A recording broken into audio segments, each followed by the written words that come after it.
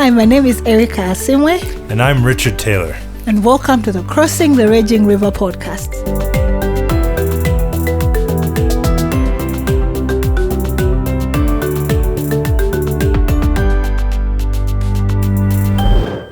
And over the last few episodes, we've talked a lot about different things.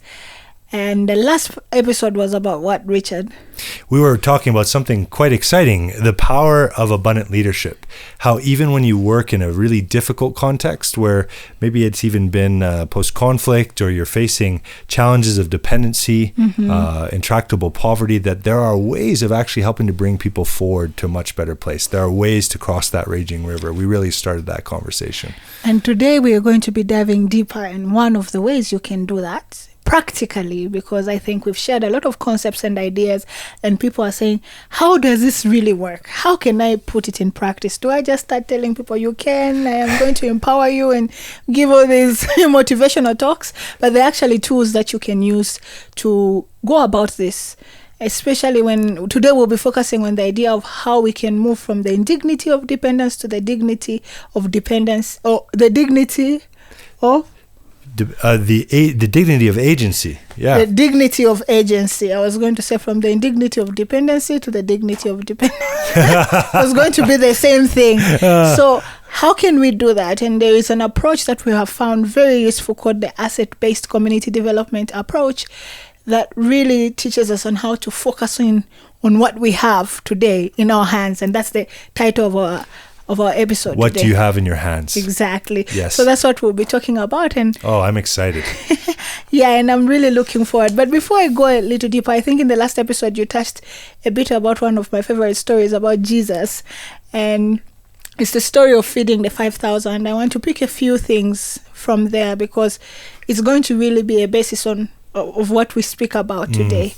So there's a challenge, a big challenge. So that's how everything starts. There's a challenge. There are 5,000 people that need Too many people that need to be fed. So what do the disciples say? They say to send them away. We send them away because they're a problem. So that's the first thing. One of which disciple was it who felt like these people are actually a problem to us. It's too much for us. We can't do anything about it. Yeah, and for the disciples, the only obvious solution was you don't have enough resources. Yeah. They have to go. They have to go. And Philip actually said, even if we worked for one whole year, our wages would not be enough to feed these people. So he had an idea that we can do it, but it would take many, many years. That's true. And even when they suggested that we have 2 loaves, they were not looking at the 5 loaves and the 2 fish as a solution. They were just saying, it's here, but it doesn't mean anything. You remember that, right? It can't solve our problem. It can't solve our problems because it's not worth, the challenge we have ahead of us. But I really like Jesus' approach there. He could have provided a solution, couldn't he? He was Jesus. Yes. God in flesh. Just called down manna from heaven. We have seen it happen. Yes. We have seen that happen so many times. Jesus could have done that. But he wanted to invite people into a solution. And he wanted the solution to come from them. Oh, yeah, I hadn't thought about it that way. That's really interesting. Because he would have done it, but then he asked them so that they can play a role in providing a solution. So they can be part of it. Yes, so that's what the ABCD is about. I feel like Jesus played an example. He showed us. He said, the solution is among you. Another interesting thing that you said is that I thought about is who was the one who he asked to provide the solution? Was it one of the men who was there? No, it was not one of the disciples. It was one of the children. Actually, someone who is least valued. In fact, sometimes they say that when they said there was 5,000 people there, they used to only count the men. Yeah. Not also the women and the children. So there would have been even more. And it was one of those who may not have even been counted who was the one who became the solution. That also shows that sometimes the solutions we're looking for come from the people that are least expected. And as leaders, when we are embracing this mindset of abundance, we have to look at everyone that God has placed among us as gifted and as having something to contribute. I love that. So in summary, today we'll be going a little deeper in that whole concept of using what we have in our hands. Now, Erica, I know this is a subject that you are very passionate about, ABCD, or asset-based community development, and you've trained a lot of people, impacted a lot of people who have taken these principles and utilized them. But I have a question for you. You know, how did you become so passionate about this asset-based approach? Yeah, I think I would like to say it has not always been the way I did things, you know. Like others, I was presented the option of starting with the needs. I always looked at the people that God has placed in my way as people with problems who need solutions. That's how I always started anything. That's how I've seen other people. I saw other leaders before me who were working in the social context they would go to the community, look for problems and provide solutions. Because that's the most common approach. It's called the needs-based I think approach. It's like we've just been taught to do that. Even the way we're educated, it teaches us to do it that way. Yeah, just to look at everything from a place of emptiness, from the half empty part of what is there. So I started from that. I remember God calling me to serve my community right after graduating from university, and I moved to Rwanda. I was also not it was not a comfortable position for me, having to have fled for the second time as a refugee, coming to a country for the first time. I was facing my own personal challenges, but I'm glad that God opened up my mind to say, regardless of the challenges you're facing, the things that you can do to contribute in your community. So ideally, I started out with a good intention. I feel like that's where everybody starts from. That's right. A good heart. Nobody goes to help people because you are intending, okay, I know there are people who do it, but not most people. Not many. All of us start out from a very good place, and I think that's where I started out. I just wanted to help children in my community through basic literacy in reading and writing. So I started there. Started teaching them. I remember my needs analysis was just 2 children. Can you imagine 2 children identified the whole community? And what did they say? And they couldn't read, of course. I gave them a book in English. Okay. I was expecting them to fail. I think that's the aim of the needs assessment. You already know what you're looking for. It's usually there to validate your idea. What you already have to offer. What you have to offer. So you're not really looking to hear from the people. So even if people say, we did a needs assessment and this is what the people need, who makes the ultimate decision? It's the person who is making the decision. It's true. So that's what I did. I made that decision and started teaching children. I started with 2 children. They became 25 and 50. And as I encountered the children them, were multiplying. They were multiplying. And as they were multiplying, the challenges were multiplying. That's what happens. The challenges multiplied. It was not just about teaching them. There was also health insurance, because some children would get sick and not have access to health. There was also school fees. They did not have enough fees to go to school. There was food, and there was so you were taking on the burdens of the whole community. Yes, I was. And I wasn't working. I was just a young person who was doing this out of passion, but the passion started choking me. Oh, my dear. You know, it started choking me because there was not enough resources. I just didn't know. I was not a good fundraiser. Of course, the mindset I also had, I must say, was that one day I was going to meet a rich guy, Richard. Richard didn't give me the money. I'm still waiting. I was going to meet a rich guy. A rich guy named who Richard. was going to believe in this dream that I started and give me the money. So I had the same mindset, thinking that I'm giving and one day somebody else will give to me.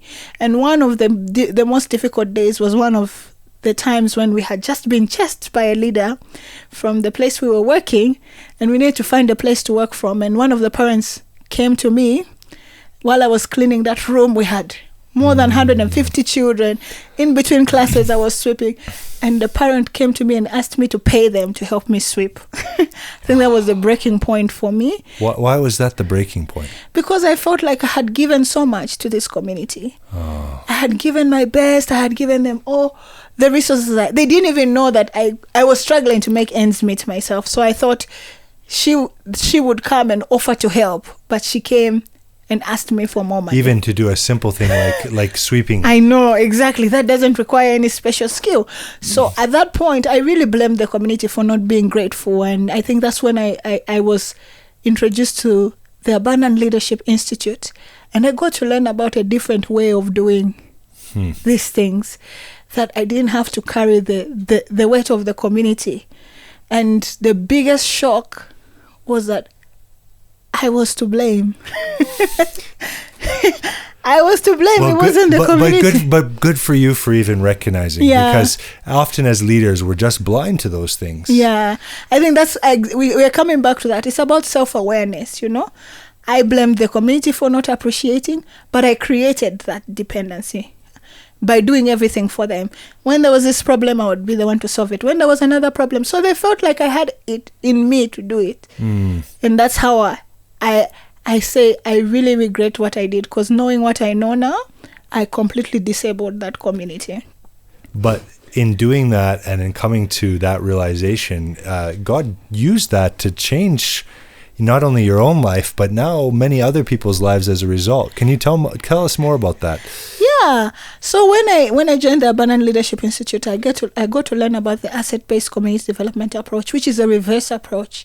Basically, you start with what is strong in the community. So what people already have in their hands. What people already have in their hands. And you'll be amazed at how much more people can do for themselves without your help. There's so many things they can do in that community. And coming back to the statement I said before, if they were alive when you walked in that community, then they must be doing something right. So that's the approach. How do we start from the half full of the community, from what they're able to offer? They have skills, they have capacities, they have histories that have existed for a very long time before you came to that community. And all those are what we call assets, the resources that you can build on.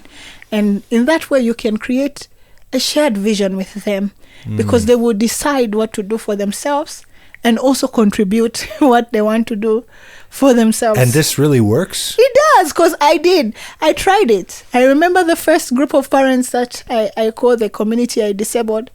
I invited them to come for an ABCD training where we're going to identify the resources they had so they could build a solution. And unfortunately, Richard, they said no, because they felt like, no, why should I contribute when I was used to receiving free things? It's very hard to move from that dependency to that agency. Yeah, so I must acknowledge that there are challenges. But I, as a leader, had adopted that mindset of saying, if I know that this is not working, I will not do it again. I did it out of ignorance, but now I have the knowledge. So with the new set of children we brought in, we first invited their parents. And the parents came, and our first encounter was through asset-based community development. We said, we are not here to solve your problems because we know you have everything it takes. And we invite you to come and play a role. And through the asset-based process, they identified resources, and they ended up solving many more challenges than we could have ever solved. What were some of the challenges that they solved? So one of the big things we were trying to do was to get children out of school and to get them back to school by finding sustainable scholarships. Like children who had dropped out. Or parents could not afford to pay their school fees. So we could only do so much by raising scholarships for them and teaching them. But when the parents came, they built businesses around that. So they started income generating activities where they could raise money to pay their own children's school fees, raise money to pay health insurance, which we could not pay. So the parents were doing that themselves. They did it themselves. So we only played our role. We were teaching them basic literacy, and the parents could then take over. So there was sustainability, and that was not on our heads. So now that freed me as a person. It even created more room for my passion to do many more things, because communities could play a role. Yeah. In the end, I remember you telling me that it actually also led to a number of community-based businesses. Yes, many. Actually, the group of parents came and said, we want you to train the whole community, not just us, because this is very beneficial. That's incredible. And we trained so many more who created businesses around different passions. And now that community is thriving, not because of us, but because of the community itself.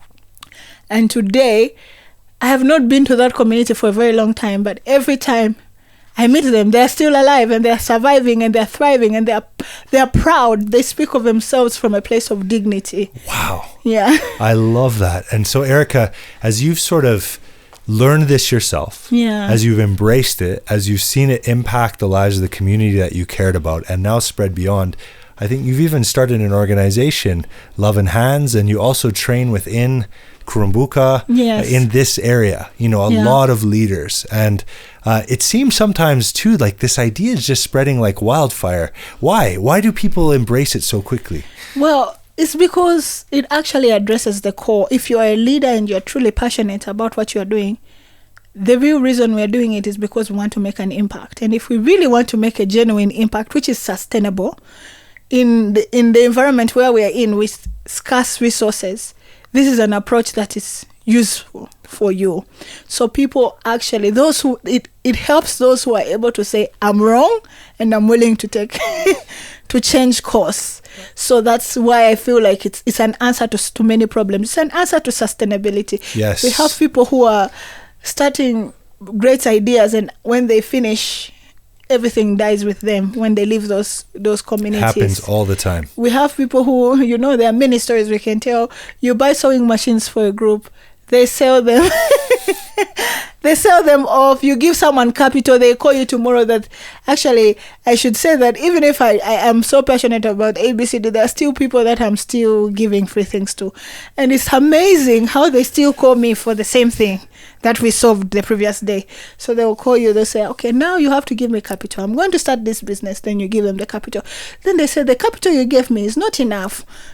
And I say, I thought the capital was supposed to increase. Or organizations that drill wells and provide, tractors or things, and then the thing breaks down, but the community has no ownership on that. They call them and they say, come fix your well. Come and fix your well. Come fix your tractor. Exactly.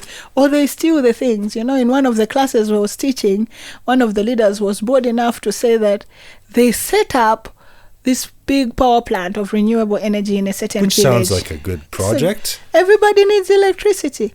But he passed by a few years later and found the community leaders cutting down the machines for sale. And he took the picture. Now there's no power in that community. After all that work. And the resources that were invested into that. Because no community ownership. There was no community ownership. Wow. So it comes to solve a real challenge. And I think that's why leaders are starting to embrace it. But I know that there's still some people who prefer the other way, the needs-based approach. So what would be something that, I know we'll talk about asset-based community development and those principles a lot more in this podcast as we move forward, but what would be a couple of just key principles, because I think people are getting hungry. For us it's after lunch, but for other people they may be getting hungry. Can you give just a couple of key things, a couple key principles of an asset-based approach that our listeners can just take away with them even today? Yes, but before I give the key principles, I want to cite it among 4 other approaches that are very common. Good, please. So there are 4 main approaches that people usually use when they're working with others, when they're bringing development to communities. The first one is the two model. You go to the two model. Yeah, you go to the community and do two. You go to the people. You do too. To them, yeah. you do things to them. So it can also be known as a medical model. So the assumption there is that these people have nothing to contribute. They are just going to receive. It's like a vaccine. Receive. What happens there? You have to pay for everything, and the sustainability is on you. There's usually no sustainability. The second model is doing for, which is the most common model, where we pretend to do a needs analysis. I talked a bit about that, but still ultimately make the decision for them. With that approach, we still have to fund everything, because we are the ones. If we go, it's done. Yeah, we bring external experts and we do everything for them. Then at the end, we try to convince them with a 2 days sustainability training, and it doesn't really work. They don't take ownership. Then the third one we're moving towards, like more positive one, is when you work with the community and they contribute and you contribute and everyone plays a role. Sometimes there's shared ownership. But the asset-based community development approach falls under the buy model, where now it's not about you. It's about the community owning their own challenges and doing things for themselves and inviting you to support where you join what they're already doing. What they're already doing. So it's like the community has already built its own fire. Yes. And they have it, and it's there and it's warming, but now you're just bringing some extra fuel. Yeah. So that's what it's all about. So a few key principles as we are coming to an end is that everyone in the community has something to contribute, regardless of how we label them. you know. And we so often label people as being deficient. Yes, deficient. This person, sometimes we just name them by their problems. This is poverty-stricken, underprivileged, marginalized, others were youth. They are not capable of doing this. So those labels, taking out those labels and giving people a chance to do it, they have something to contribute, and they have passions. They have something they care about most, and by putting their passion, connecting their passion to what they care about most, they can bring about the most change in their community. Wow. And they have capacities, skills. The capacities, I mean, are skills, resources, even things that you would never imagine they can put together. Your story and what you've seen happen just fills me with a lot of hope, Erica. Yes. That even in the toughest circumstances, it is possible for people to really gain a sense of ownership and agency over their development. Yeah, it is possible. And it's possible for leaders to lead with that kind of mindset, to allow everybody to contribute and to allow everybody's passion to play in the solution that we are trying to bring. I think we can talk all day about this. We could talk all day. I'm not sure if our podcast listeners would listen all day. Maybe they would. Maybe they should come back for more. I think so. Yeah, so we're coming to the end, and thank you, Richard, for giving me an opportunity to share about myself.